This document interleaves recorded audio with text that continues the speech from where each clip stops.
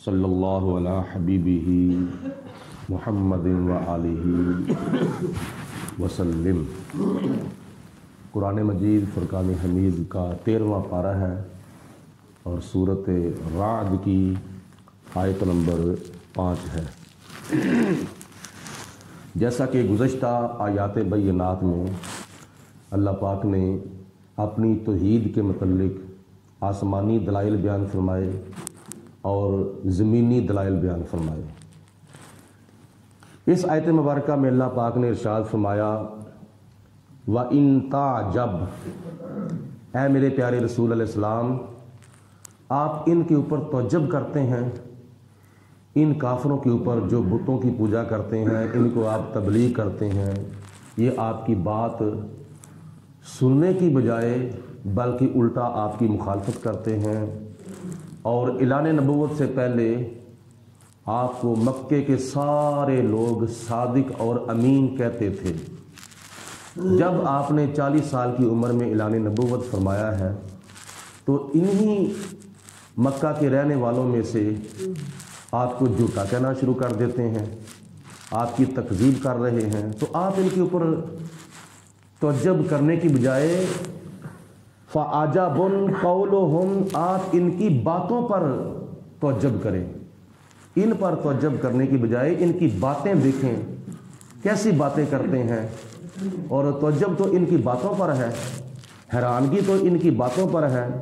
जो बातें ये करते हैं, अइज़ा कुन्ना तुराबन, वो कहते हैं कि क्या जब हम मिट्टी हो जाएंगे, मरने के बाद जब हम कब्र में जाएंगे, कब्र में जाकर हम मिट्टी के साथ मट्टी हो जाएंगे, हमारी हड्डियां बोसीदा हो जाएंगी, हमारे जिस्मों को कीड़े मकोड़े खा जाएंगे, हमारा जिस्म जो है ये सारे का सारा मिट्टी हो जाएगा। इन्ना लफ़ी खल्किन जदीद, तो क्या हम फिर आज सिरे नौ पैदा किए जाएंगे। तो जब इनकी बातों पर है कि जो मरने के बाद ज़िंदा होने का इनकार करते हैं, क़यामत का इनकार करते हैं और हिसाबों किताब का इनकार करते हैं, अल्लाह पाक के साथ मुलाकात करने का इनकार करते हैं, तो जब तो इनकी ऐसी बातों पर है कि जो मरने को तो मानते हैं लेकिन मरने के बाद क़यामत के दिन दोबारा ज़िंदा होने को नहीं मानते।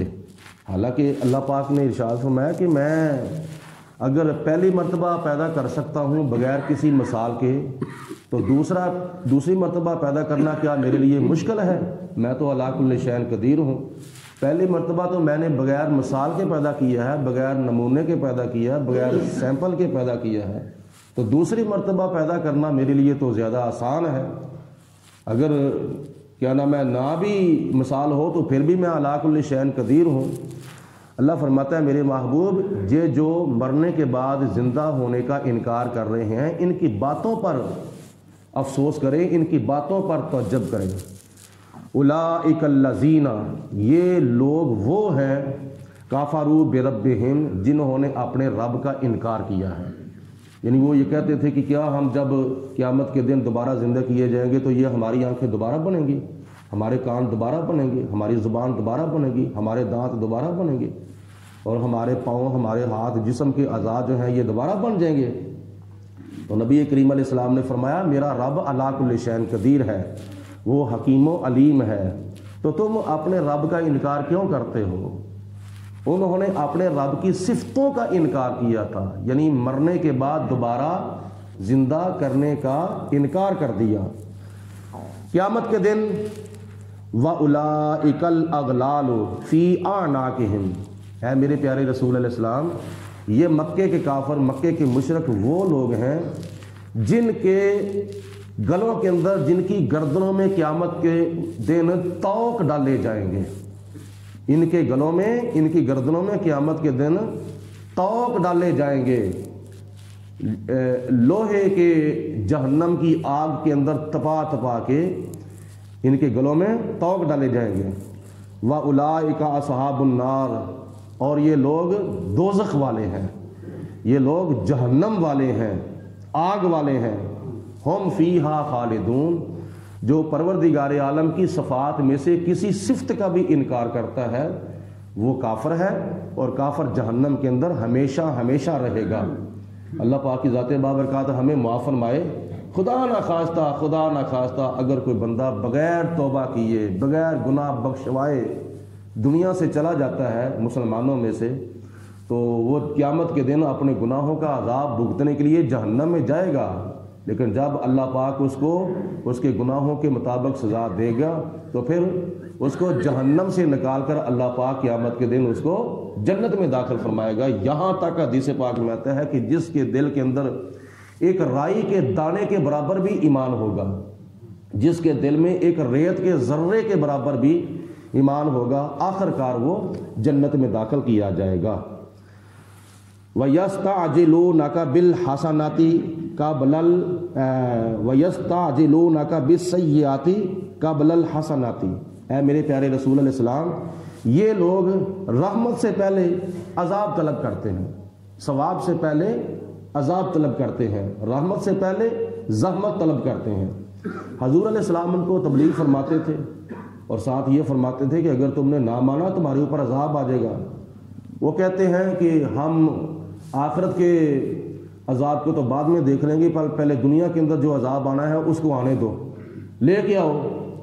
گزشتہ سپاروں میں اللہ تعالیٰ نے تو فرمایا کہ کافروں نے نبی کریم علیہ الصلوۃ والسلام کے پاس آ کر اللہ پاک کو چیلنج کر دیا تھا۔ کیا کہا تھا کہ اللہم ان کان ھذا ھو الحق من عندک، اے پروردگار یہ قرآن اگر تیری طرف سے حق ہے، اگر تیرا یہ آخری رسول تیری طرف سے سچا ہے تو ہمارے اوپر عذاب نازل کر دے۔ فامطر علینا حجارۃ من السماء، ہمارے اوپر آسمانوں سے پتھروں کی بارش نازل کر دے۔ اویتنا بعذاب علیم، یا ہمارے اوپر کوئی اور عذاب لے آ، لیکن ہم نے تیرے قرآن کو بھی نہیں ماننا اور صاحب قرآن کو بھی نہیں ماننا۔ تو اللہ پاک نے ان کو فوراً عذاب تو نہیں دیا، خدا تعالیٰ کی ذات نے پھر ان کو ڈھیل دے دی، گنجائش دے دی، چلو اگلے وقت میں کیا نام ہے یہ توبہ کر لیں گے، ان کو توبہ نصیب ہو جائے گی۔ اللہ پاک نے ان کو توبہ کرنے کی گنجائش دی تھی، لیکن اللہ پاک نے اپنے پیارے حبیب سے فرمایا میرے محبوب ما کان اللہ لیعذبہم وانت فیہم، میں ان کو فوراً عذاب اس لیے نہیں دیتا کہ اے میرے پیارے رسول آپ ان میں رہتے ہیں، آپ کے رہنے کی وجہ سے میں ان کو عذاب نہیں دیتا، ورنہ یہ تو اس قابل ہی نہیں ہے کہ ان کو عذاب نہ دیا جائے۔ تو اللہ فرماتا ہے کہ یہ وہ لوگ ہیں وَيَسْتَعْجِلُونَكَ بِالسَّيِّئَاتِ قَبْلَ الْحَسَنَاتِ، یہ اگر ایمان قبول کر لیں، اسلام قبول کر لیں تو آخرت میں ان کو ثواب ملے گا۔ تو یہ آخرت کا ثواب لینے سے پہلے دنیا کے اندر عذاب طلب کر رہے ہیں، آسمانوں سے خدا تعالیٰ کا قہر دنیا کے اندر طلب کر رہے ہیں۔ اگر یہ دنیا کے اندر میرا عذاب چاہتے ہیں وَقَدْ خَلَتْ مِنْ قَبْلِهِمُ الْمَثُولَاتُ، تو آپ ان کو کہہ دو کہ آپ لوگوں سے پہلے تو کئی سزائیں، کئی عذاب گزر چکے ہیں جو پہلی قوموں کے اوپر نازل ہوئے تھے، قوم عاد پر، قوم سمود پر، قوم لوط پر، قوم نوح پر، پہلی قوموں پر بڑے بڑے عذاب نازل ہوئے تھے۔ تو جس طرح ان کا حشر ہوا تھا اس طرح تمہارا حشر بھی ہو سکتا ہے۔ وَإِنَّ رَبَّكَ لَذُو مَغْفِرَةٍ لِلنَّاسِ عَلَىٰ ظُلْمِهِمْ، اے میرے پیارے حبیب علیہ السلام آپ کا رب مغفرت کرنے والا ہے لوگوں کی ان کے گناہوں کی وجہ سے۔ گناہوں کی وجہ سے اس کا مطلب یہ ہے کہ اگر یہ گناہ کر لیں، گناہ کرنے کے بعد اگر توبہ کر لیتے ہیں، کفر کرنے کے بعد اسلام قبول کر لیں، شرک کرنے کے بعد ایمان قبول کر لیں، ظلم کرنے کے بعد توبہ کر لیں، تو میں ان کو معاف کرنے والا ہوں۔ لیکن یہ معافی مانگے تو صحیح، میری طرف رجوع کریں تو صحیح، میں تو ان کو معاف کرنے والا ہوں۔ یہ معافی مجھ سے مانگتی نہیں ہے، یہ مجھ سے اپنے گناہ بخشواتے نہیں ہیں، تو میں ان کا کفر اور ان کا شرک اور ان کا ظلم معاف کر سکتا ہوں اگر یہ کفر اور شرک کو چھوڑ کر ایمان اور اسلام کی طرف آ جائیں۔ تو ویسے دنیا کے اندر گناہ بخشوانے کے کچھ اسباب اللہ پاک نے قرآن میں اور نبی کریم علیہ الصلوۃ والسلام نے حدیث پاک میں بیان فرمائے ہیں۔ ہم گناہوں کے پتلے ہیں، لیکن کچھ گناہ ایسے ہیں کہ جو بغیر توبہ کے معاف ہو جاتے ہیں، وہ صغیرہ گناہ ہیں۔ اگر اللہ تعالیٰ قرآن پاک میں فرماتا ہے کہ اگر تم کبیرہ گناہوں سے بچو تو صغیرہ گناہ میں تمہارے بغیر توبہ کے ہی معاف کر دوں گا. باقی کچھ گناہ ایسے ہیں کہ جو فدیہ دینے سے معاف ہوتے ہیں، کچھ گناہ ایسے ہیں جو کفارہ دینے سے معاف ہوتے ہیں، کچھ گناہ ایسے ہیں جو شرعی حدیں لگنے سے معاف ہوتے ہیں. ان کی وضاحت ذرا لمبی چوڑی ہے، پھر کسی نشست میں عرض کروں گا کہ کون سا گناہ کس وجہ سے معاف ہوتا ہے، کون سے گناہ ہیں فدیے سے معاف ہوتے ہیں، کون سے گناہ کفارے سے معاف ہوتے ہیں، کون سے گناہ شرعی حد سے معاف ہوتے ہیں، کون سے گناہ بغیر توبہ کے معاف ہو جاتے ہیں. وَإِنَّ رَبَّكَ، اے میرے پیارے حبیب علیہ السلام، بے شک آپ کا رب لشدید العقاب، ضرور سخت عذاب دینے والا ہے. اگر یہ توبہ نہیں کریں گے، شرک کرتے رہیں گے، توبہ نہیں کریں گے، کفر کرتے رہیں گے، یہ کفار مکہ، تو پھر قیامت کے دن میں ان کو سخت عذاب دینے والا ہوں. وَيَقُولُ الَّذِينَ كَفَرُوا، اور یہ جو کافر لوگ ہیں یہ کہتے رہتے ہیں لولا انزل علیہ آیۃ من ربہ، کہ محمد بن عبداللہ کے اوپر اس کے رب کی طرف سے کیوں کوئی معجزہ نازل نہیں ہو جاتا. حالانکہ نبی کریم علیہ الصلوۃ والسلام کو تو اللہ پاک نے سراپا معجزہ بنا کر بھیجا تھا. سر کی زلفوں سے لے کر پاؤں کے ناخنوں تک نہیں بلکہ پاؤں کے جوڑوں کی خاک مبارک تک اللہ پاک نے نبی پاک علیہ السلام کو سراپا معجزہ بنا کر بھیجا تھا. حضور علیہ الصلوۃ والسلام کا آنا معجزہ، حضور کا جانا معجزہ، حضور کا بیٹھنا معجزہ، حضور کا اٹھنا معجزہ، حضور کا کھانا معجزہ، حضور کا پینا معجزہ، حضور کا دیکھنا معجزہ، حضور کا سننا معجزہ، نبی پاک علیہ السلام کا سونا معجزہ، حضور علیہ الصلوۃ والسلام کا جاگنا معجزہ، نبی کریم علیہ السلام کا نکاح کرنا معجزہ، حضور علیہ الصلوۃ والسلام کا بچے جننا معجزہ. ہر کام نبی پاک علیہ الصلوۃ والسلام کا معجزہ تھا، کیونکہ اللہ پاک نے پہلے نبیوں کو معجزات دے کر بھیجا تھا. ہمارے نبی کو خدا نے سراپا معجزہ بنا کر بھیجا ہے. دیے معجزے انبیاء کو خدا نے، ہمارا نبی معجزہ بن کر آیا. لیکن ان کا مقصد تھا کہ ہماری ڈیمانڈ کے مطابق اللہ تمہیں معجزہ کیوں نہیں دیتا. ہم یہ چاہتے ہیں کہ فلاں معجزہ ہونا چاہیے، فلاں معجزہ آپ کا ہونا چاہیے. نبی پاک علیہ الصلوۃ والسلام کے تو معجزے بے شمار ہیں. اے سارا قرآن نبی پاک علیہ السلام کا معجزہ ہے، اور قرآن پاک کی ایک کی آیت جو ہے وہ نبی پاک علیہ السلام کا معجزہ ہے. بلکہ مفسرین نے لکھا ہے قرآن پاک کی ہر آیت کے اندر 3 معجزے اللہ پاک نے بیان فرمائے ہیں. ہر یہ جو صراحتاً معجزے ہیں وہ الگ ہیں، اور صراحتاً حدیث پاک میں بخاری شریف میں، ترمذی شریف میں، ابو داؤد شریف میں، ابن ماجہ شریف میں، نسائی شریف میں، مسلم شریف میں، مشکات شریف میں، حدیثوں کی کئی متعدد کتابوں کے اندر جو معجزات حضور علیہ السلام کے بیان کیے گئے ہیں وہ الگ ہیں.